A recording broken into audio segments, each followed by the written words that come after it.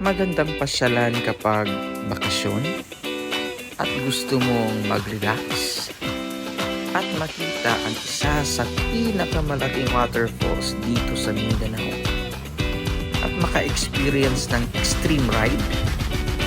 Dito ka na mga kabusi. Tara! Hello mga kabosing! Ayan! For today's video, andito tayo ngayon mga kabosing sa Tinoyan Falls. Dito sa Bislig City, Surigao del Sur. Ayan! Dito nyo makikita mga kabosing ang isa sa pinakamalaking waterfalls dito sa Mindanao. Entrance fee dito mga kabosing, 55 pesos per head. At may rentals din ng mga life jacket.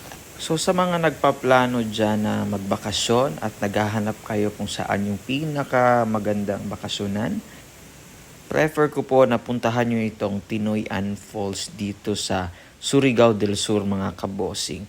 Napakaganda ng ambience, napakaganda ng lugar, at napakamaaliwalas sa mata ng lugar na ito. At syempre yung highlights nila dito is yung Tinoyan Falls. Ayan, ito po ang isa sa pinakamalaking waterfalls dito sa Mindanao. At matatagpuan yan mga kabosing dito sa Bislig City, Surigao del Sur. Ayan. At may mga cottages din dito mga kabosing ha. At kung gusto nyo naman mag-overnight, syempre, meron din silang rooms for you. Ayan.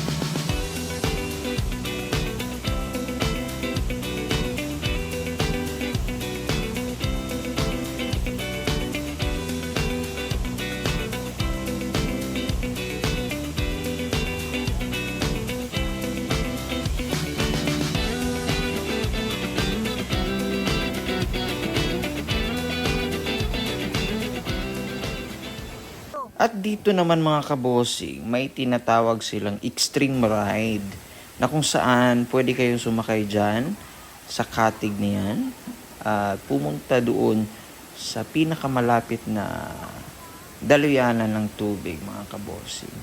Napaka-the best ng extreme ride na yan mga kabosing. For as low as 300 pesos, may enjoy nyo na yung rides na yan mga kabosing. Yan. Sa 300 pesos mga kabosing, sobrang mai-enjoy nyo talaga yung rides na yan. At syempre, di rin mawawala yung mga souvenirs mga kabosing. Ayan. Madami po yung binibentang mga souvenirs dyan mga kabosing. Pasalubong para sa pamilya natin mga kabosing. Tapos, ang mumura lang yan mga kabosing. Ayan. And that's all for today's video mga kabosing. Salamat sa panunood. See you next video.